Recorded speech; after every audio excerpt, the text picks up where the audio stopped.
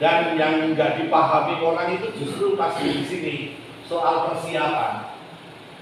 Nah, saya kemarin ketemu orang di sini waktu acara Laudato Si kemarin itu dari Paman.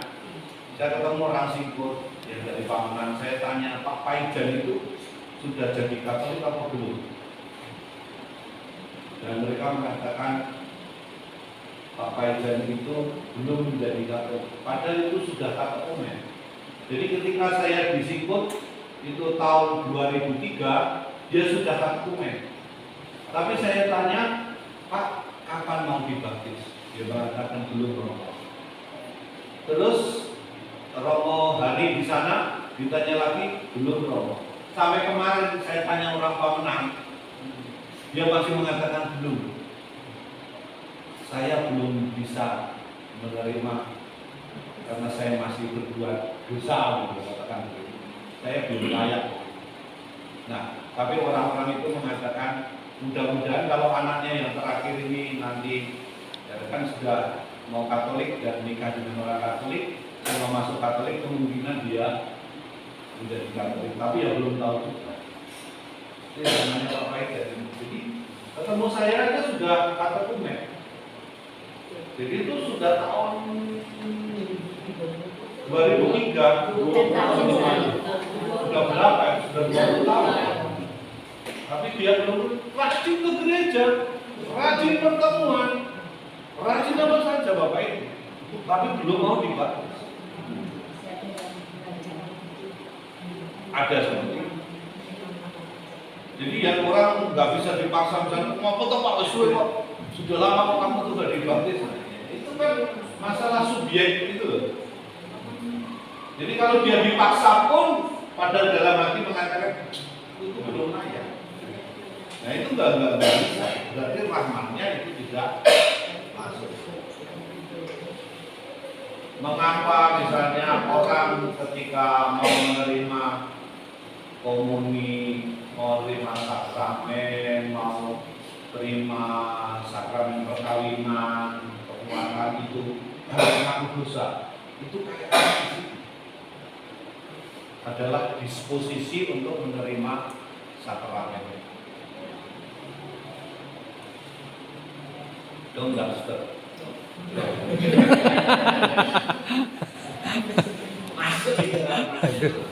Jadi ya itu kadang-kadang kan orang melihatnya itu terlalu lama, birokrasinya terlalu berbelit. Tapi persoalannya itu di bagian persiapan, karena itu akan menentukan soal kelayakan. Maka ada namanya apa itu namanya licit. Nah, licit itu berarti apa? Licit itu berarti layak atau enggak. Ada yang legal tetapi tidak licit. Jadi misal mau mengatakan apa? Itu sebenarnya secara hukum syah, tetapi sebenarnya tidak layak. Nah, gitu.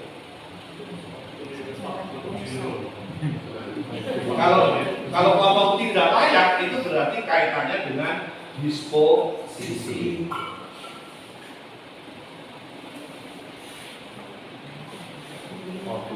Termasuk kalau dia ikut-ikutan aja, misalnya kan satu keluarga udah Katolik semua, kita satu ini belum Katolik. Nah, karena daripada nanti saya tinggal ada yang doakan, ya udah dibaptis saja gitu. Nah itu persoalannya di saya kira itu. Tapi ikut-ikutan ini dia orang menjalani proses apa enggak? Kalau misalnya dia awalnya motivasinya ikut-ikutan, tapi di kemudian itu kan menjalani proses itu. Lama-lama ada prosesnya di sana. Iya. Kan proses ini nanti kalau kita misalnya belajar Yohanes, orang itu kan ada prosesnya seperti wanita Samaria yang di pinggir sumur itu, gitu. Tetapi ada prosesnya yang seperti Bartolomeus. Ada yang orang prosesnya seperti pegawai istana. Ada yang seperti Nikodemus. Itu beda-beda. Nikodemus itu malah lama banget itu. Ketemu Yesus sudah takut-takut di waktu malam gitu. dari waktu malam, itu kan malu-malu supaya nggak ketahuan, karena dia kan termasuk kelompok Sanhedrin, kelompok mahkamah agama itu kan berarti orang salah. Prosesnya lama, tapi akhirnya kan dia mengikuti Yesus pada saat Yesus wafat di kayu salib, setelah itu dikuburkan. Itu Nikodemus. Kalau wanita Samaria itu yang ngomongnya berbelit-belit dulu, baru setelah des kena pribadinya. Tapi ada orang seperti pegawai istana itu, pulanglah, anakmu itu sudah sembuh, dia pulang. Dan betul, itu kan imannya yang cepat. Ada itu kan mengalami proses, jadi proses. Yang orang nggak paham itu di situ. Kadang-kadang kita mengolok-olok orang itu kan di situ. Lah kamu tuh sudah semuanya udah Katolik, beliau kamu itu Katolik sekalian. Atau mungkin ditanya, kamu itu kok nggak Katolik? Nggak bisa itu, nggak bisa. Karena itu kaitannya dengan rahmat. Kaitannya dengan rahmat. Di dalam doa saya mengaku, Bapak Ibu saudara saya mengaku, ada nggak ini? Saya mengaku, sengaja dan tidak sengaja.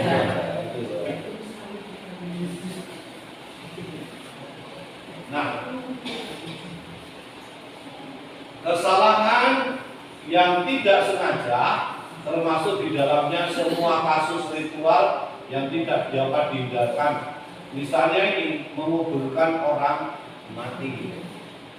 Jadi dulu itu menyentuh jenazah itu menimbulkan kenajisan. Misalnya seperti itu. Sekarang ya, bila yang bersalah itu imam, ini imam, semua acara dilakukan di luar kemah pertemuan. Lihat itu Bapak Ibu.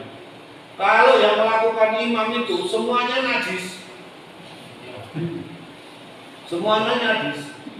Jadi lalu acara itu bukan di dalam, tetapi acara di luar. Bukan di dalam kemah pertemuan ini, tapi di luar, karena berarti apa? Semuanya itu dampaknya kena. Jadi bukan hanya umatnya, tetapi seluruh tempat yang maha kudus, tempat kudus, semua itu dinajiskan. Jadi dampaknya itu besar. Karena kesalahan imam ya. Karena imam, orang yang dikuduskan, kesalahan dari seorang imam. Wah itu yang memang sadari imam itu. Seperti saya ini, aku mau komen. Semua ini bisa mengenai. Jangan salah. Kalau kita itu tidak.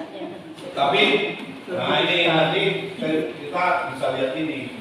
Tapi juga di lain pihak yang namanya orang yang sudah diurapi itu, meskipun salah itu tidak bisa dihancurkan, karena itu menimbulkan dosa lagi.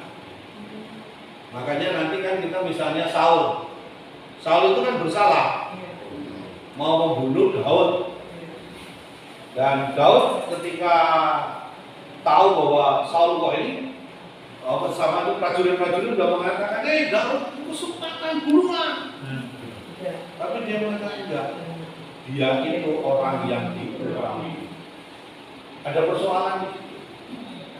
Jadi menyentuh yang kudus, meskipun itu ada kekeliruan, itu berarti juga dosa. Maka nanti kan ada namanya dosa sakrelegi. Pencemaran terhadap barang yang kudus. Nah, ini termasuk di sini Bapak Ibu. Jadi kalau imam itu melakukan kesalahan, kulit yang biasanya untuk imam dikorbankan itu dikorbankan. Ini kan bagiannya sebenarnya. Bagian menjadi miliknya imam. Tetapi ketika dia bersalah, itu juga harus dikorbankan. Itu kan berarti haknya hilang. Haknya hilang. Ya ini. Lalu juga dikatakan di situ kemah pertemuan pun najis karena orang yang menerima keputusan umat sendiri itu najis. Dosa yang tidak disengaja mempengaruhi seluruh umat. Nah, Bapak Ibu coba lihat di Bilangan 15 ayat 26-27. Bilangan.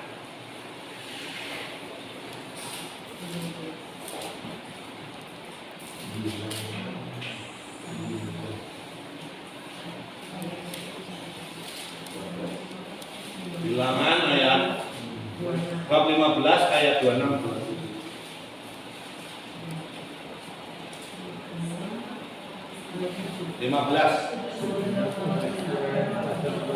Coba salah satu yang baca yang keras. Segenap umat Israel akan beroleh pengampunan, juga orang asing yang tinggal di tengah-tengahmu, karena hal itu dilakukan oleh seluruh bangsa itu dengan tidak sengaja.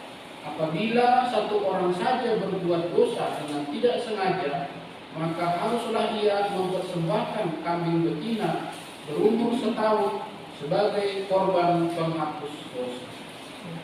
Jadi itu kan mau menerangkan bahwa satu orang yang berbuat dosa, terutama kalau imam itu, meskipun itu tidak sengaja, itu mempengaruhi umat yang lain. Dampaknya itu kemana-mana. Dan bahan persembahannya adalah apa? Bahan persembahannya itu tidak ringan. Lembu jantan muda. Lembu jantan muda. Mau menentukan bahan sembahyang lembu atau kambing atau domba itu dari mana ya? Ya pasti itu dikaitkan dengan orangnya. Predikatnya statusnya, harganya itu kan ke situ. Jadi nanti kalau rakyat jelata, rakyat miskin pasti tidak dituntut seperti itu.